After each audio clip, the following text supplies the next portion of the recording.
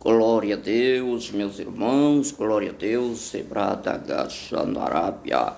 Vamos trazer aqui a mensagem da Palavra de Deus, a partir do capítulo 14 do Evangelho segundo escreveu São Mateus.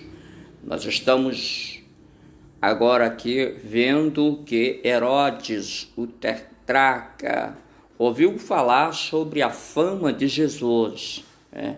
E quando ele escuta falar sobre a fama de Jesus, esse Herodes, ele se perturba.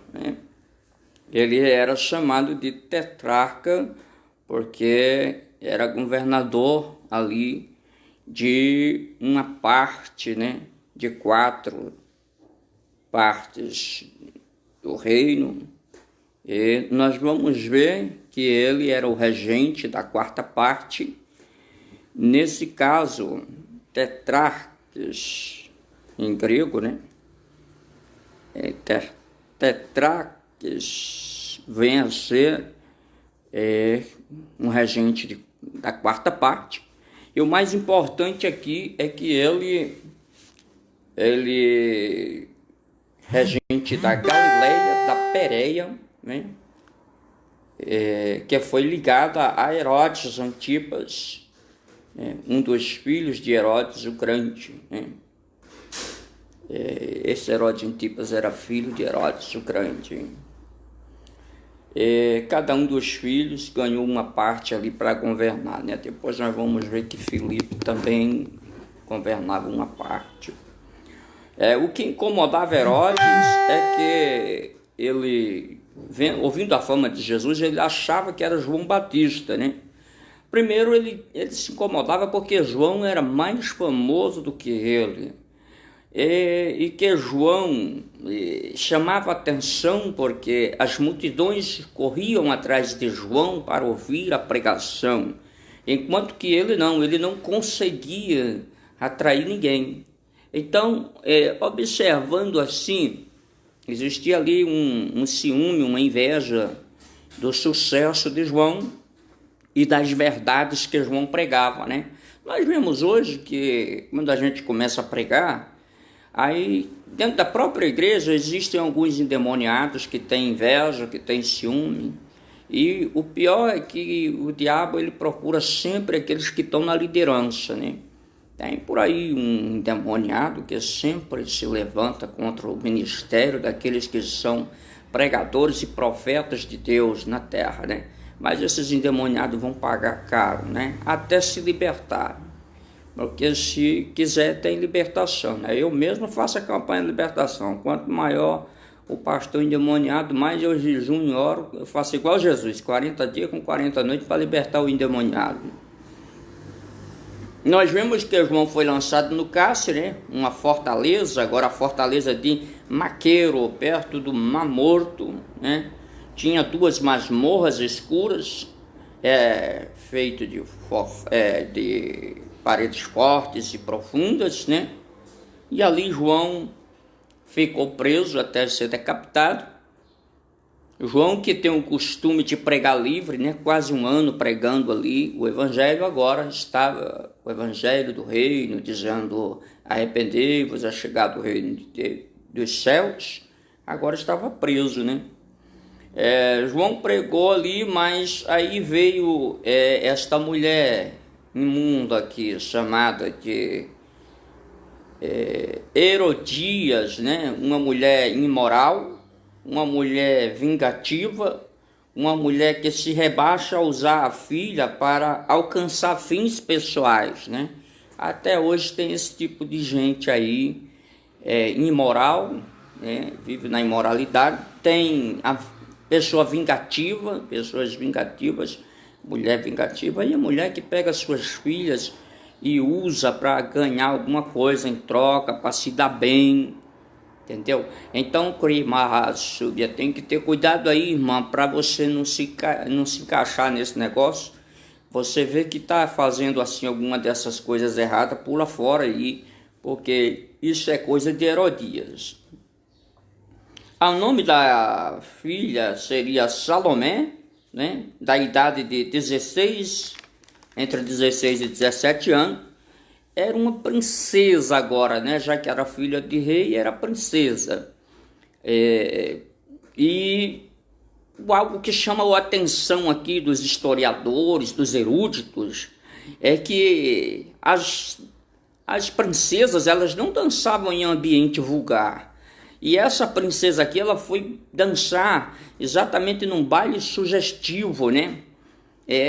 Ela foi em aqueles lugares de danças sensuais, de danças miseráveis. Não era um lugar decente, mas que naquela antiguidade havia lugares reservados para as grandes autoridades, homens muito ricos, muito poderosos, se divertirem com mulheres, né?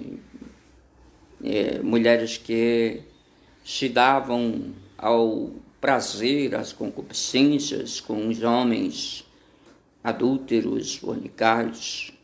E essa princesa estava dançando num lugar imoral, né?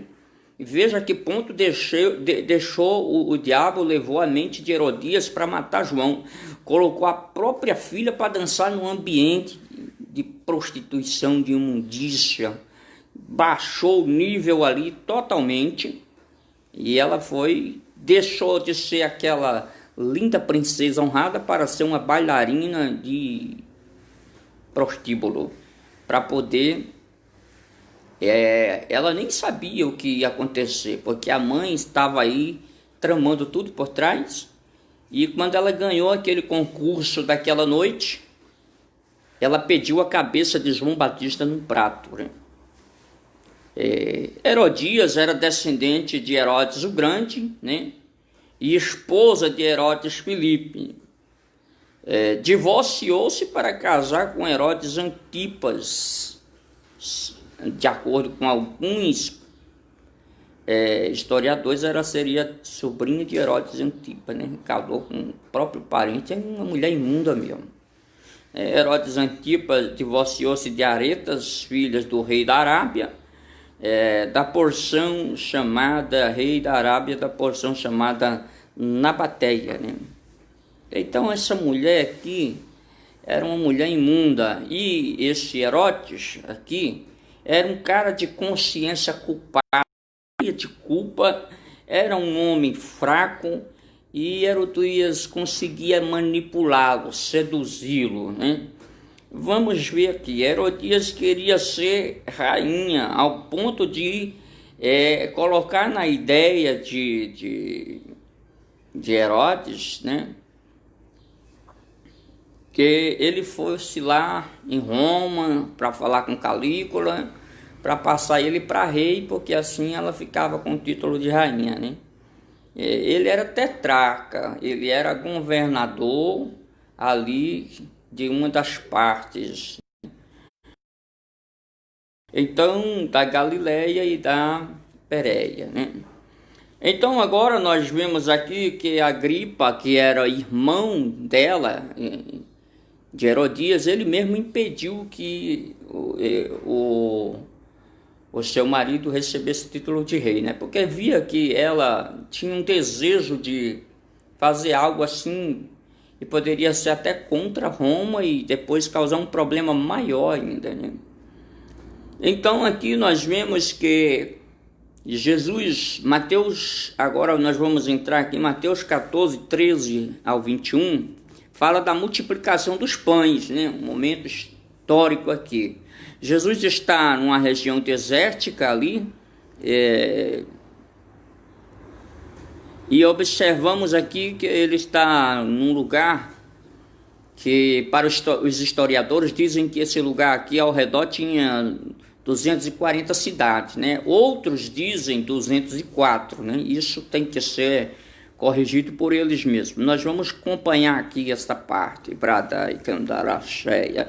Nós vemos que a maioria deles concordam que 240 cidades havia naquela região. Jesus já estava ali num lugar um pouquinho deserto entre algumas cidades, e de repente aqui o povo começa a vir até onde ele está, e quando ele recebe o povo, ele cura os enfermos, Ele se compadece da multidão, né? E quando ele vai fazendo ali esse trabalho, o dia vai se passando, o cronômetro vai correndo, e chegou o momento em que disseram: agora temos que despedir a multidão, porque já é muito tarde, né? E não tem onde comprar comida. Ou seja, mesmo com tantas cidades perto, mas as cidades eram pequenas, eram cidades de menos de 15 mil pessoas, 240 cidades e aldeias, e não tinha onde abastecer tanta gente, porque o milagre vai dizer que homens que comeram eram 5 mil, além de mulheres e crianças. Então, como abastecer todo mundo, né? Então, não tinha como saciar a fome de todo aquele povo.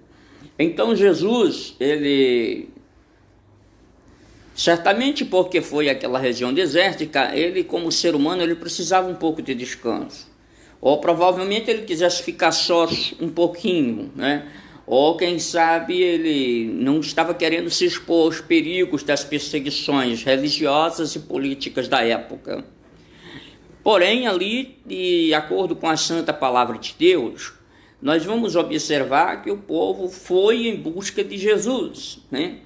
E neste tempo aqui era primavera, e Jesus mandou ali, depois que os discípulos disseram que não tinha comida: tá difícil, temos que mandar o povo embora, né? Jesus disse: não, vocês mesmo deem de comer a eles.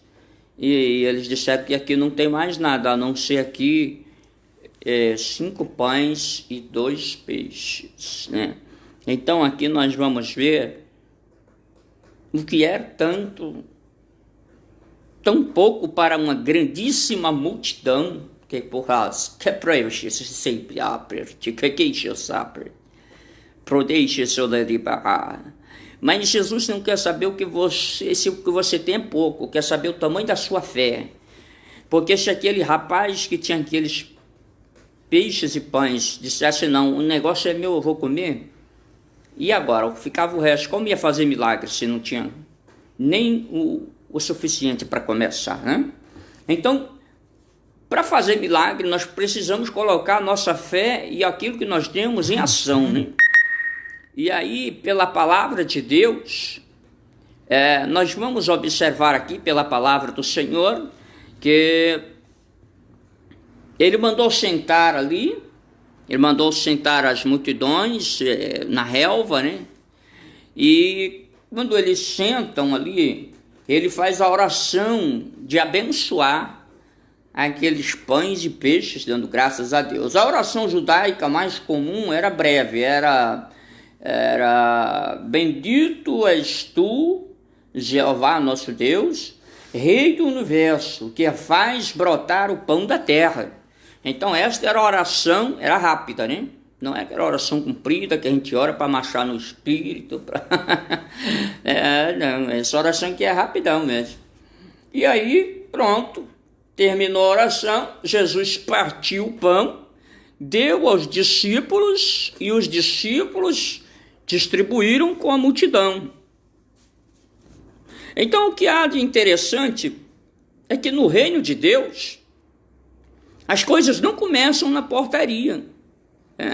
Que hoje você chega com a Bíblia na porta de uma igreja, o porteiro vem e parece um delegado de polícia. Quem é você? De onde você vem? O que é que você faz? Peraí, meu irmão, não tem mais nem amor, é na base da porrada mesmo, hein? Mas aqui o negócio começa lá em cima, é de cima para baixo. Se ele não vos der poder, nenhum poder vos será dado se do céu não vier. Aí tem gente que deixa até de vir, porque tem gente que é tímido e quando você dirige a palavra, a pessoa já recua totalmente, né? Tem gente que não está mais nem na igreja com medo do porteiro, e abre a boca, parece que está entregando uma intimação, né? Se não, irmão, fica na paz. Aprende aí, pede ao seu pastor uma orientação aí para ser porteiro. E aí, gravar sobre Pride que andará lá ras. Olha aqui que a palavra do Senhor diz que começou com Jesus, ele parte o pão, entrega para os discípulos e os discípulos, né? Agora, algo interessante é que não diz que Jesus comeu primeiro, porque aí tem uma moda de superpastores que fala: primeiro eu tenho que encher o meu bolso, se sobrar eu ajudo a igreja.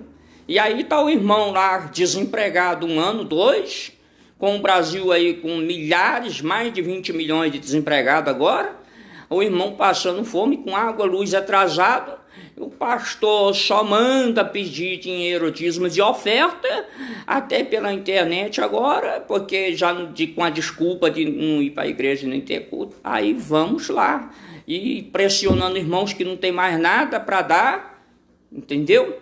E aí as pessoas passando necessidade. Mas Jesus deu para os discípulos primeiro e depois para o povo. Ou seja, hoje o pastor tem que cuidar primeiro da igreja, primeiro tem que engordar a ovelha, primeiro tem que dar a ovelha pasto verdejante, águas tranquilas, depois as ovelhas vão em busca do povo, e aí é que quando a ovelha tiver com a lã boa e tiver dando leite, aí é que você come, pastorzão. Segura o negócio aí, que a pancada é forte. Glória a Deus. Então, por meio dos discípulos, Jesus agia, Jesus cuidava da multidão. Então, recolheram-se ali 12 cestos de pedaços, né? 12 cestos de pedaços. Alguns dizem que havia uma fome naquela época e que esse recolher aqui foi levado para as cidades que estavam passando fome.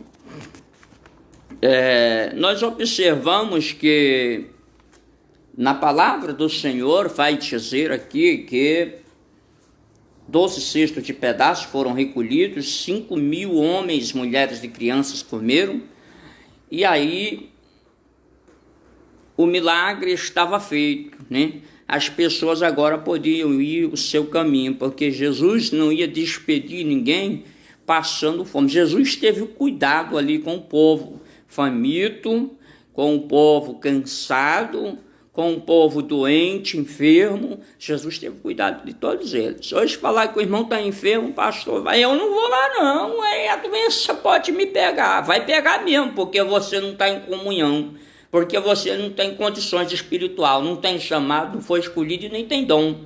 Tem a presepada de querer ser pastor na marra. Quando o homem é chamado por Deus, quando o homem estava doente lá, e chega, quando o Dorca morreu, manda chamar Pedro, e Pedro pegou aqui, bateu o pé na estrada e correu, eu vou mesmo. Agora tá aí um monte de camarada que não vou não, fulano tá doente, é doença contagiosa. Vai lá, rapaz, ou você faz a obra, ou você vai para lá doente também, aí você vai pregar sem querer. Mateus 14, 22, a seguir nós vamos ver aqui, até o 27, que Jesus, ele orava às vezes sozinho, né? Mas aí veio um momento em que Jesus mandou os discípulos ir. O vento veio forte, porque eles estavam naquele barquinho, e o vento começou a açoitar, né? Ventos contrários, as ondas violentas começam a querer encher os barcos, açoitando, batendo, e eles já estavam longe da terra, né? Eles já estavam longe da terra, e ficou difícil, muitos estádios, uma distância longa. E o que é que acontece, meu irmão? Pela palavra do Senhor, na quarta vigília da noite, preste bem atenção, que esse é um momento terrível na vida dos discípulos.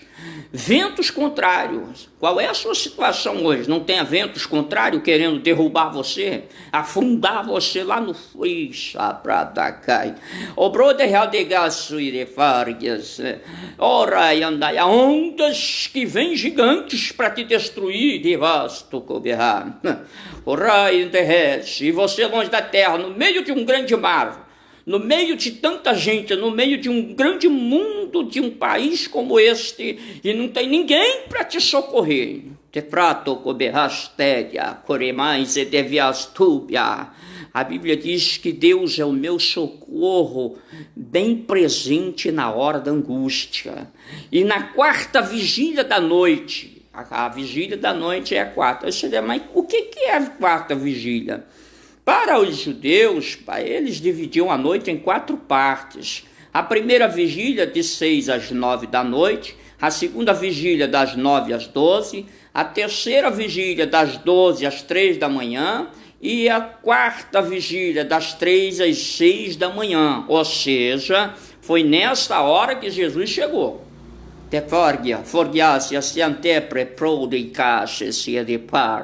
Então, na hora mais terrível, Jesus chegou para socorrer os seus discípulos, os seus apóstolos, escolhidos, enviados. Então, se você tem um chamado, é na hora da angústia que Deus vai...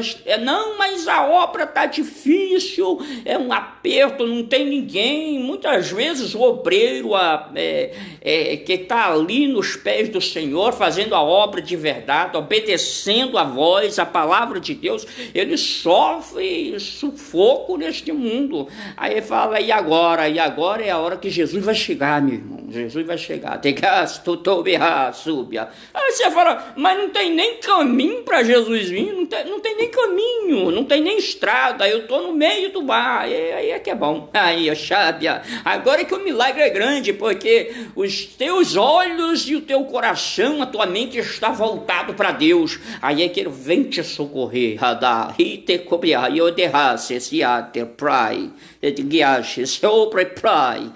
E agora Jesus vem andando por cima das águas. Versículos 25 e 26 dizem que Jesus veio andando por cima das águas 2 vezes, afirma literalmente. No versículo 25, a expressão em grego epitentaiação pode ser tanto sobre as águas como para as águas. É uma explicação, né? Nós poderíamos ver isso aqui, que há uma diferença no versículo 26. Taiaces, que pode significar em cima das águas, ou seja, literalmente, Jesus veio andando em cima das águas.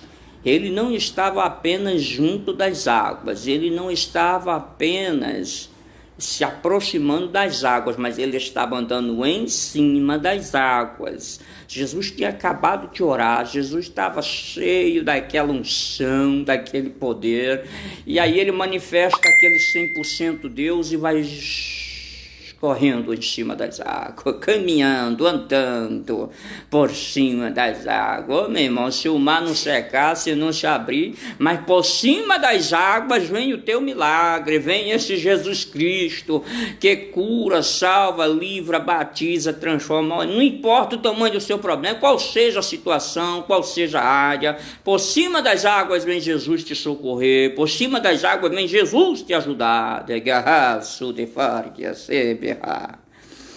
Observamos que a palavra grega usada aqui é peripatein, né? Que significa caminhar de um lado para outro em cima das águas. Peripatein. Então Jesus, caminhando por cima das águas, veio ali trazer o socorro para os discípulos, né? Pedro era um cara muito impulsivo. Ele agia por impulso, ele agia na hora. Eu vou, eu faço. É agora, tem que ser. Aí, eita, se é Jesus mesmo que está vindo, não, deve ser um fantasma.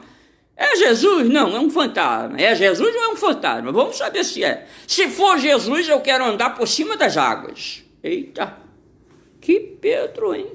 Atrevido, impossível. Aí Jesus diz, então vem. Só que quando Jesus diz vem, Pedro começa a andar por cima das águas. De repente, Pedro, ao invés de olhar para Jesus, ele começa a olhar para as águas, né? E ele vai andando e afundando, porque teve medo do vento e começou a submergir e gritou, salva-me, Senhor! Te caso teu proleite que eu soperte. O que ela yanderisho soiote que prode de raches e a corpite a preriches. Deus fala com você, não tenha medo do vento. Não tenha medo do mar, não tenha medo das ondas, não tenha medo de nenhuma força que venha contra você, porque o Senhor Jesus já te deu ordem, caminha, caminha sobre as águas, e Jesus Cristo vai fazer aí uma grande obra na tua vida, porque quando ele viu que ia afundar, ele salva-me, Senhor, e o Senhor lhe acudiu, o Senhor foi até estendeu as mãos ali. Chega, Pedro, deixa de ser carnal, deixa de ser duvidoso, que pequena fé é essa tua, Pedro. Mas Pedro teve outros instantes que ele mostrou ser impossível e depois recuou, né? No momento que Jesus disse, eu vou para Jerusalém, eu vou morrer, vou ser crucificado, eu vou passar por uma provação terrível, vou ser chicoteado. Pedro disse, não, Senhor, que isso? De jeito nenhum. Aí Jesus, Pedro, para trás de mim, rapaz, que isso? Você é meu adversário? O adversário em grego é Satanás. Por isso Jesus disse, para trás de mim, Satanás. Ele disse, adversário, para trás de mim. Primeiro o discípulo, primeiro o mestre, depois o discípulo. Primeiro o mestre, depois o discípulo. O discípulo nunca vai na frente. Então, para trás, você não vai me impedir de fazer o que eu quero, né? Então, mestre é mestre e ponto final. E ali, de repente, começa a aparecer. Jesus já estava do outro lado, no lago de Genezaré. Você deve ter notado ao longo da história que este mar ele tem 3 sentidos, né? Ele recebe o nome de Mar da Galileia, Lago de Genezaré, né? E ele recebe outro nome também, que são 3 nomes para mostrar que Jesus ia de um lado para outro, de um lado para outro. É o Mar de Tiberíades, Galileia, Tiberíades e Genezaré, os 3 nomes deste braço de mar aqui, Tiberíades, Mar da Galileia e Lago de Genezaré. Então, 3 lados, 3 nomes, né? Observamos assim que traziam os enfermos e Jesus curava eles, porém, tinham tantos enfermos que não dava para Jesus atender a todos, então alguns só tocavam na orla das suas vestes e ficavam curados, né? Isso aqui é que é muita fé.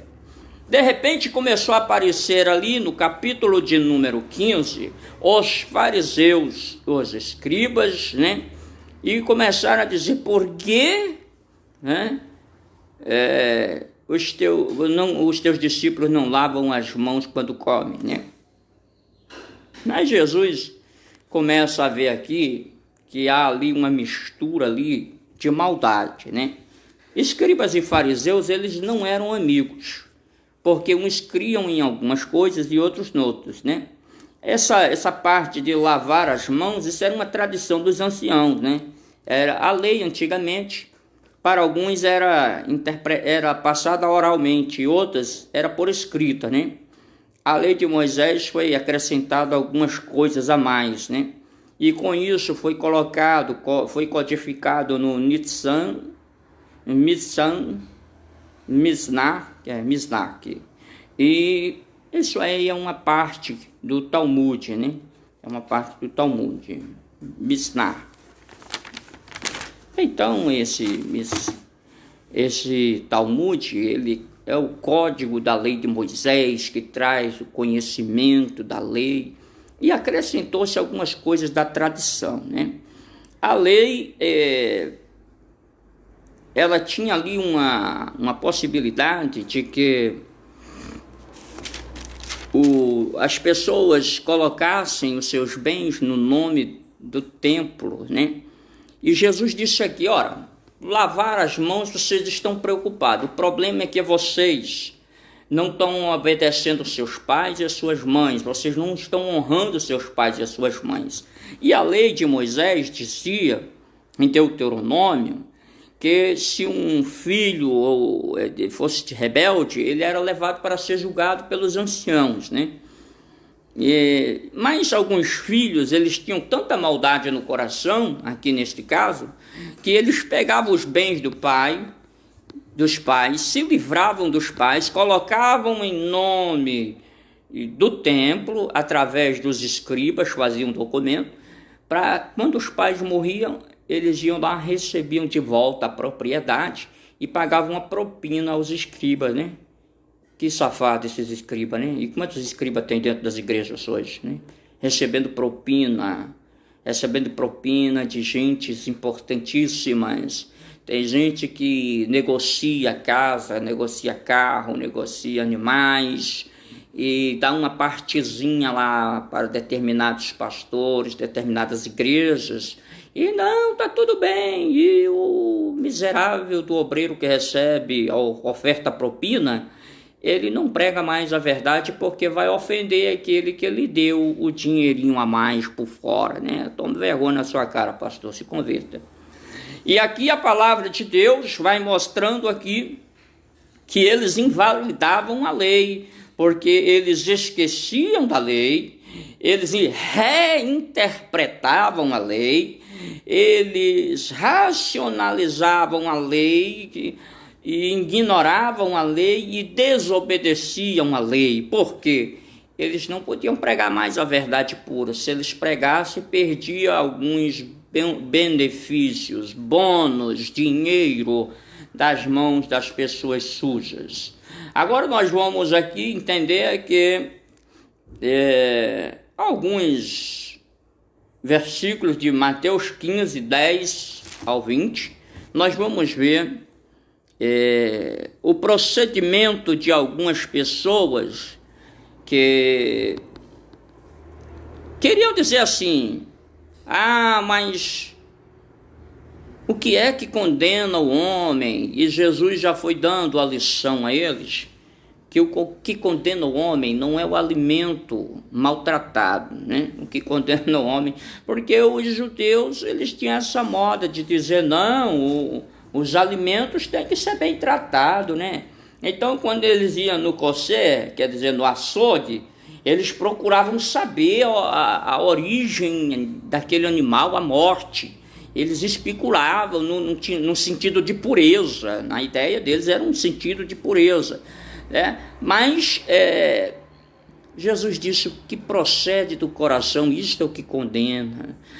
Porque não é o que entra pela boca, não é a carne, não é o feijão, arroz. Que te condena são mortes, adultérios, maus pensamentos, prostituição, furto, falsos testemunhos, blasfêmia. Isso é o que condena, né? Então a condenação não está no alimento, está na prostituição. Agora, se um alimento for sacrificado a um demônio, a um ídolo, aí você já não pode comer, porque prostituição é o mesmo que idolatria. Nos originais da Bíblia tem o mesmo sentido, o mesmo significado. Prostituição, idolatria.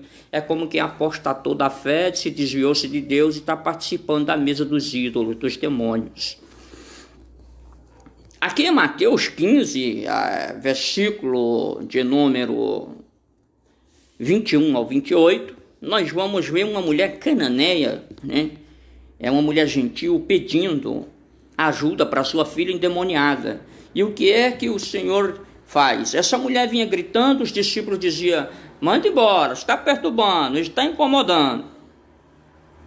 Mas tem algo interessante, essa mulher de Ciro-Fenícia, né, de civilização helenística, ela conhecia bem o grego. E Jesus, quando viu a mulher clamando, pedindo ajuda pela sua filha, Jesus, filho de Davi, primeiro ela reconhece que Jesus é da linhagem real, ele é o rei, ele é o Messias prometido. Então, aí Jesus disse: olha, mesmo assim, não é lícito pegar a comida dos filhos e dar aos cachorrinhos. Note que os judeus chamavam gentios de cachorro, né? De cães, são os cães, chamado de cães gentios. Hoje eles chamam cães cristãos, porque não aceitam o modo de vida que nós vivemos, dizendo que somos impuros, né? Aí fala de que Jesus não usa a palavra cão, ele usa cachorrinhos, é um diminutivo. Esse diminutivo é cão de madame, cão de colo, animal de estimação, né? Mesmo que você seja uma pessoa que eu tenha muita estima, mas eu não posso fazer isso agora. Aí ela diz: mas os cachorrinhos comem das migalhas que caem da mesa do seu Senhor. Então ela diz aqui ao Senhor Jesus: conária, o cachorrinho come das migalhas, daquilo que cai da mesa dos seus donos. Jesus disse: vai, grande é a tua fé. E aí, que essa fé aqui, meu irmão, é a fé que você precisa ter para receber seu milagre. Mesmo que às vezes haja uma certa oposição, mas Jesus está dizendo: se a tua fé for capaz, você alcança o seu milagre, né? Nós vemos aqui do 32, versículos 29 a 31, Jesus vai curando aqui. Ele subiu ao monte, né, e assentou-se ali, e vieram as pessoas ali, cegos, coxos, aleijados, mudos, né? Alguém indicou: Jesus está lá, então vamos lá. Jesus estava agora no monte, né? Jesus vai orar no monte outra vez e vai ensinar também. Incrível, porque tem pastores aí proibindo o povo ir no monte. Eu não sei, tem uns pastores que eu não sei de onde surgiu, cara. Eu não sei como é que você inventou esse negócio aí que você diz que é pastor. Arranjou um papel velho aí com tal com CNPJ, uma credencial velha. Onde é que você achou essa porqueira? Joga isso no lixo. Vai estudar a palavra de Deus, jejuma, ora e aprende a Bíblia, para poder ser um pastor de verdade. Pastor de papel, rapaz, pastor de papel, se joga água em cima, desmancha, meu irmão. Pastor de papel, agora tem isso também, é nova. Meu irmão, se tem chamado, tem, se não tem, fica no banco, você não serve para ser pastor. Mateus, capítulo de número 15, versículo de número 32, a segunda multiplicação de 32 até ao 40, até o 39, né? Mateus 15, 32 ao 39. Jesus viu as multidões, teve compaixão delas, né? E naquele momento ali ele estava ali na região de Decápolis, onde haviam 10 cidades ali, 10 cidades que eram de origem grega. O povo ali tinha sido escravo grego, mas agora eles já estavam livres, né?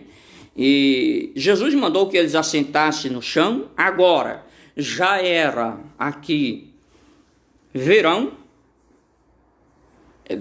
Essa viagem que Jesus fez, ela demorou 6 meses. Ele fez uma espécie de triângulo na sua caminhada, né?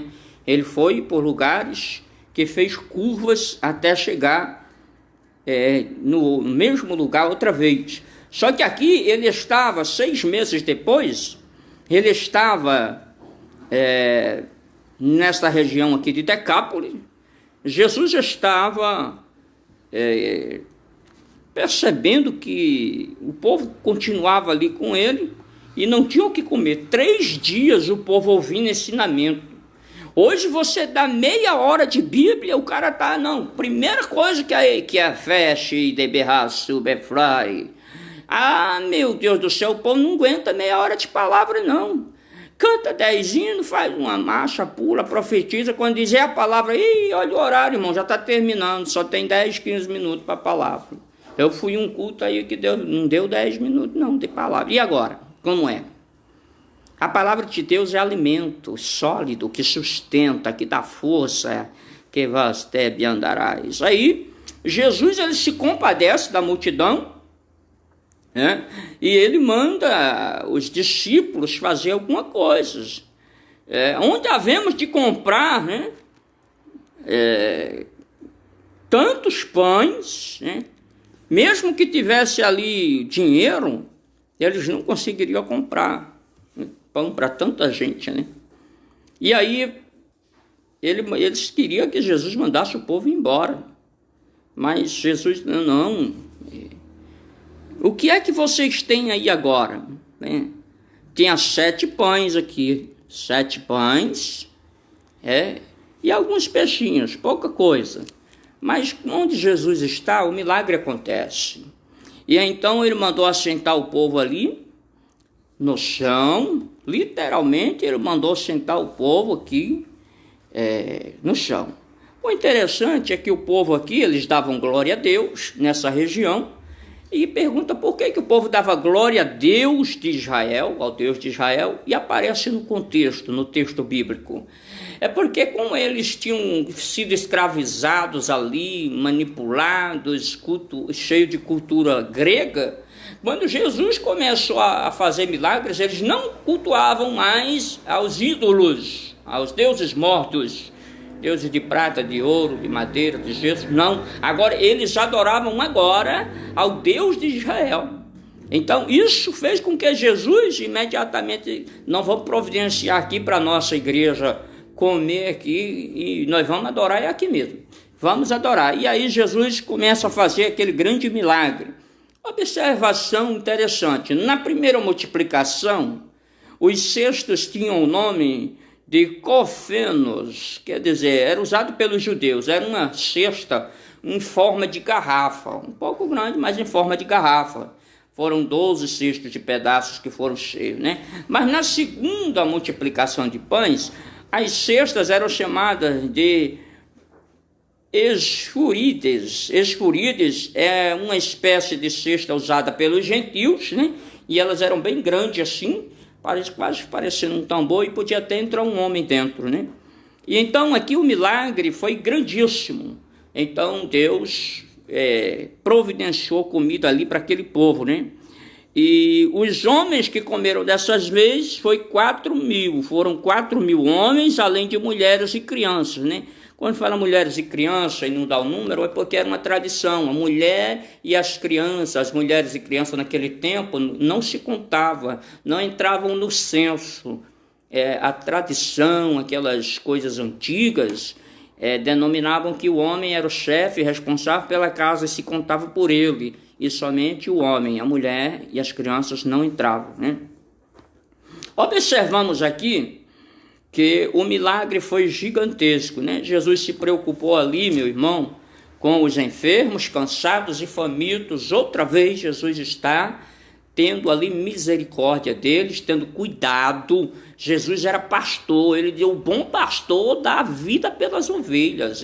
Ele não abandonava o povo na situação difícil, né? Agora vamos entrar no capítulo 16. Os fariseus e os saduceus, né? Eles se reuniram ali para hostilizar Jesus, né? Embora uns fossem... os saduceus, eles eram mais políticos do que religiosos, né? E eles tinham crenças diferentes, crenças contrárias. Os fariseus acreditavam na ressurreição da carne e nos anjos, e os saduceus não acreditavam, né? Os fariseus, eles eram muito religiosos. Pela lei de Moisés, eles achavam que estava tudo bem. Já os saduceus queriam ter vínculo com a política, tinham para poder proteger os seus bens ali dentro do Império Romano e não perder tanto os seus valores monetários, casas, propriedades, etc., através de impostos e outras maneiras, né?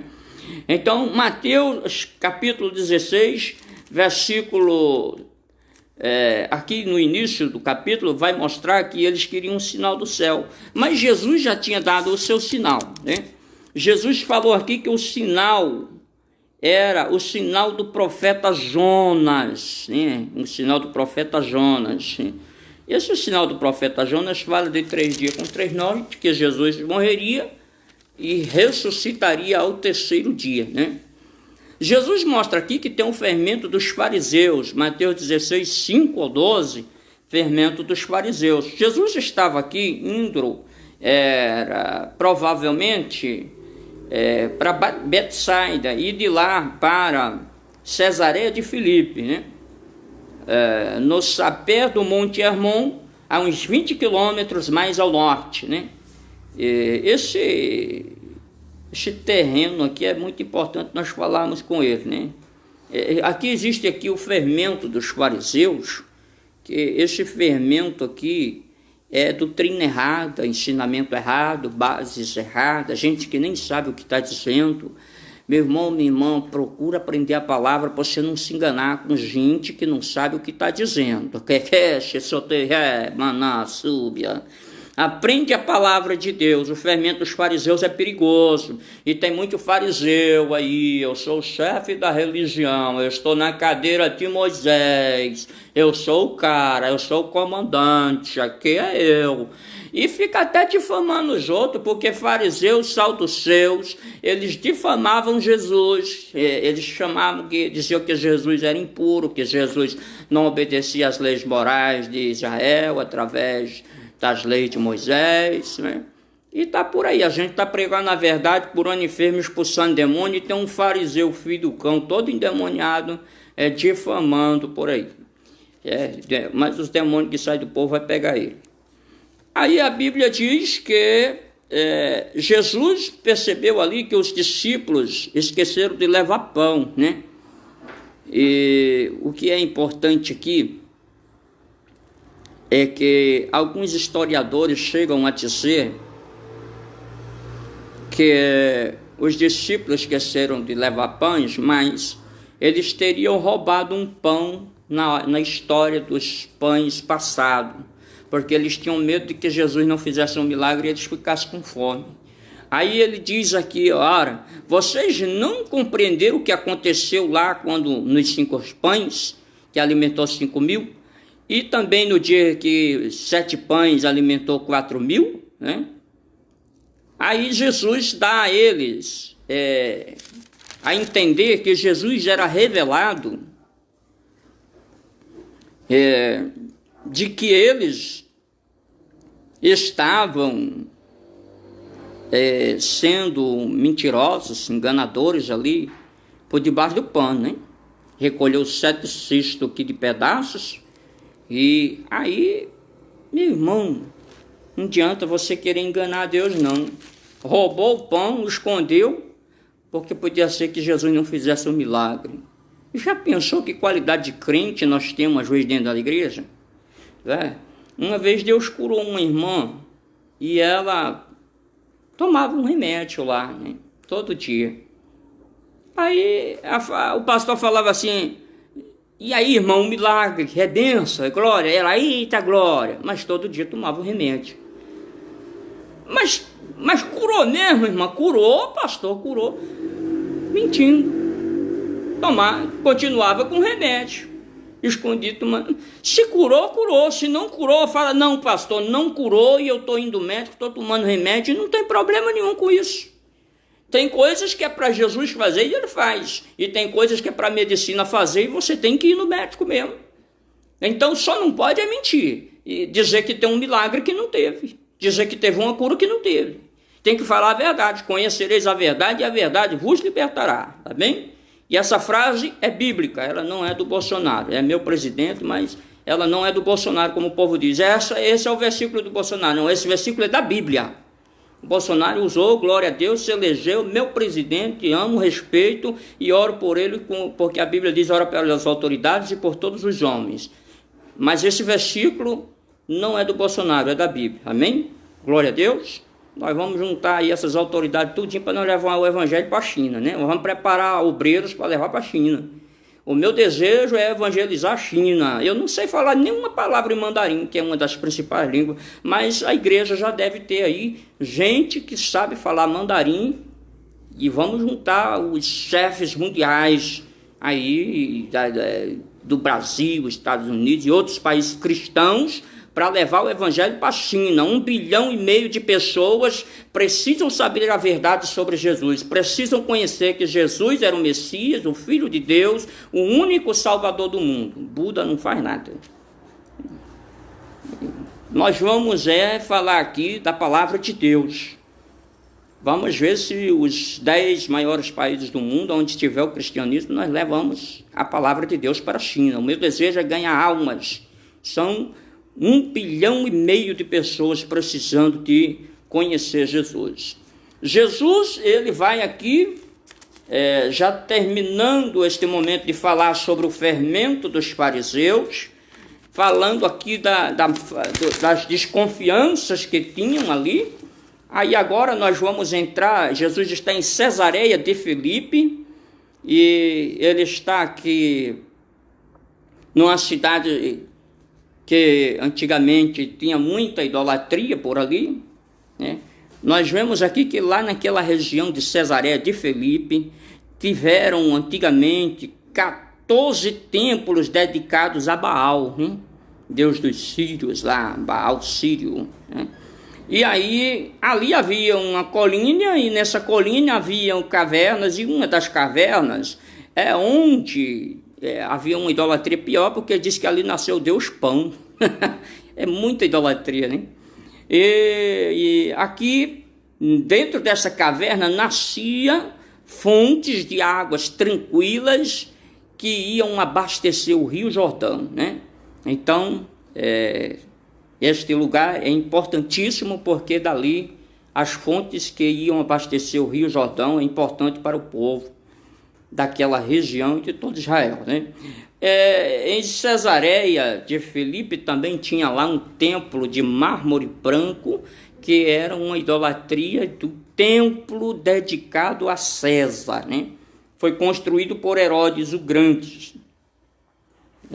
Ali eles tinham um certo medo, porque as coisas eram muito idólatras, a idolatria ali era grande. Aí Jesus faz a pergunta: vocês dizem que eu sou quem? E o povo dizem que eu sou quem? Aí começou a dizer assim, uns dizem que é João Batista, né? O Herodes, com medo porque tinha matado, diz: não, João Batista ressuscitou e por isso acontecem esses milagres. Aí outros diziam: não, ele é Elias, porque lá em Malaquias estava escrito, Malaquias capítulo 4, versículo 5, que Elias viria antes do Messias, né? E outros dizem: não, é Jeremias, porque dizem que antes da invasão de Babilônia teria sido tirado ali a arca e o altar do incenso, e que antes do Messias vir, Jeremias voltaria, restauraria a glória de Israel, né? Devolveria. Isso aí é crendice, lenda, não é correto e nem está na palavra de Deus dessa forma. Era só crença deles mesmos. Então, Jesus ouviu da boca de Pedro o seguinte: Pedro disse: tu és o Cristo, o Filho do Deus vivo, né? Essas palavras estão escritas aí em 3 evangelhos, Marcos, Lucas e Mateus falam, né? Agora, em Marcos diz: tu és o Cristo, e em Lucas, o Cristo de Deus, né? São palavras que revelam que Jesus era o Messias, o ungido de Deus. Mateus, capítulo 16, versículos 17 ao 19, tem umas interpretações para nós entendermos aqui a palavra de Deus. Porque Jesus disse: tu és Pedro, e a palavra Pedro é Petros, e a palavra rocha é pedra. Então há diferença, porque tem aí uma igreja que quer dizer que Pedro é a base da igreja, mas não é. A base da igreja é Jesus, ele é a rocha. Os rabinos antigos também usavam essa palavra pedra para dizer que Abraão era a pedra que Deus encontrou para edificar o mundo, mas não é verdade, né? A pedra, a rocha é o próprio Deus, né?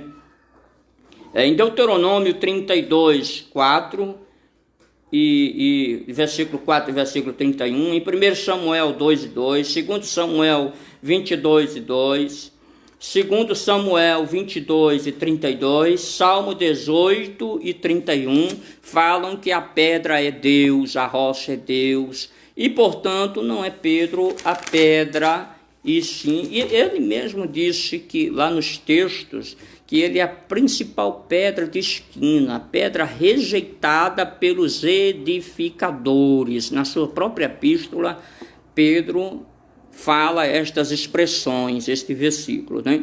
Então nós vamos ver aqui, o Agostinho logo interpretou aqui, Agostinho, que Jesus era a própria pedra, né? Antigamente, e nós que estudamos, que procuramos saber mais da palavra de Deus, às vezes usamos a palavra igreja no grego eklésia, né? Que Jesus disse, edificarei a minha igreja. Mas quando Jesus estava falando com os seus apóstolos, ele pode ter usado a expressão kaal, que quer dizer, no Antigo Testamento, congregação, edificarei a minha congregação, né? Congregação.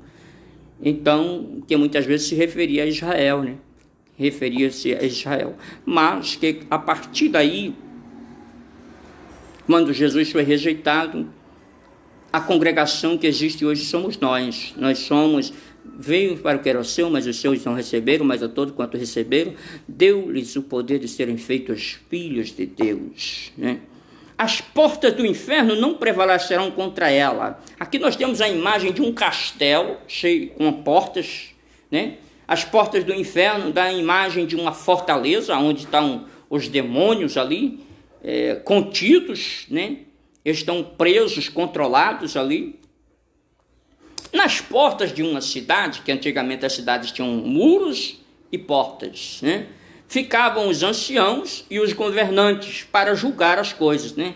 Em Deuteronômio 21, 19, Deuteronômio 25, 7 ao 9 e outros versículos, vão falar que ali havia julgamento, o julgamento dos filhos rebeldes, o julgamento da questão da remissão, quando havia aquele homem do pé descalço lá de Ruth, nós vamos ver, a remissão era feita lá no portão, lá era tomada a decisão, o julgamento era feito ali, no portão da cidade, né?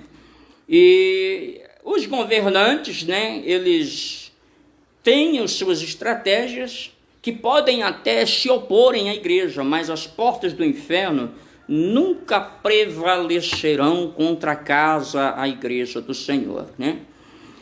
O Senhor disse que daria as chaves do reino a Pedro. E alguém pode falar, mas que chave é essa? É para entrar no céu? Não, porque no céu, quem te leva para o céu? Jesus é a porta, Jesus é o caminho, Jesus é a verdade, Jesus é a vida. Não precisava de Pedro para nada. Pedro não. Mas por que Jesus disse isso? Isso era um versículo profético. Jesus estava dizendo, Pedro, no dia de Pentecostes, quando todos forem cheios do Espírito Santo, que falarem línguas, aí você vai ser o primeiro pregador, aí está a chave, primeiro. Quando você vai entrar na casa, a primeira coisa, a chave. Você vai ser o primeiro pregador e que vai ganhar almas para o meu reino. Aí pronto, quando caiu fogo do céu, línguas de fogo, o povo falando em línguas, aí Pedro, eita, que eles estão tudo doidos. Aí eu disse, não, tá doido, não, tá bêbado, estão bêbado, é? Aí Pedro, não, bêbado não. Agora são 9 horas da manhã, não estamos bêbados, não estamos embriagados. Mas isto é o que diz, o Senhor prometeu através do profeta Joel. Esta é a promessa lá de Joel. Aí Pedro começa a pregar e 3.000 almas são batizadas, aceitaram Jesus como Salvador naquele dia. Então a chave abriu a porta do reino para 3.000 pessoas naquele dia. E no culto mais para frente foi 5.000. Que maravilha, né? Nós vamos ver aqui que Pedro, às vezes, ele queria, eu já falei, Pedro queria se colocar à frente de Jesus, né? Aí Jesus fala da sua morte e ele não aceita Jesus como um homem sofredor. Ele queria Jesus um vencedor, né? Na esperança de que Jesus libertasse Israel dos romanos ali também. Aí o que é que diz aqui? Mas Jesus, voltando-se para ele, disse: Pedro, arreda, Satanás.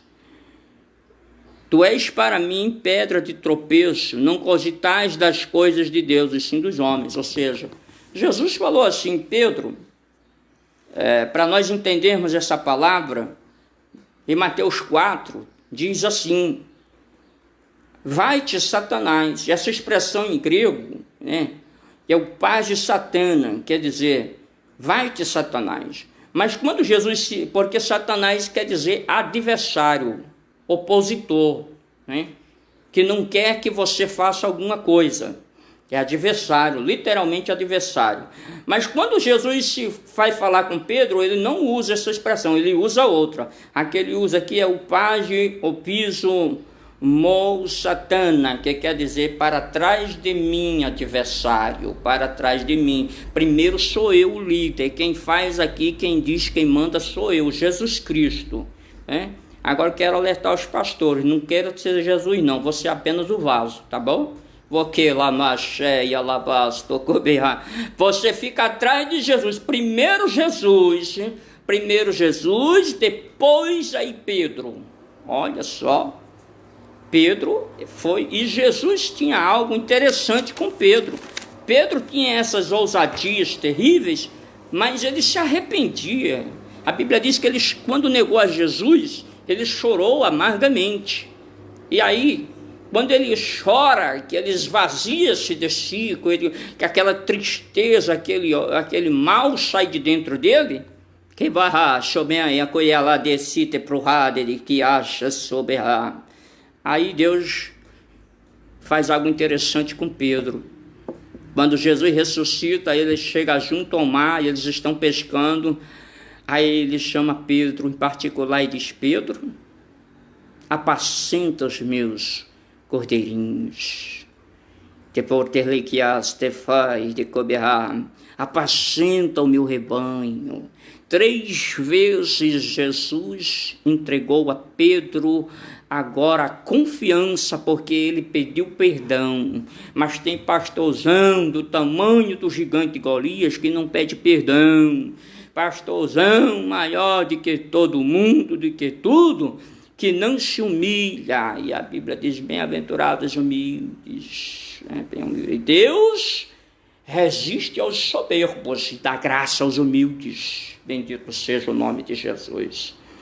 Então, meu irmão, minha irmã, Jesus estava falando ali da sua morte, mas a morte não era o fim.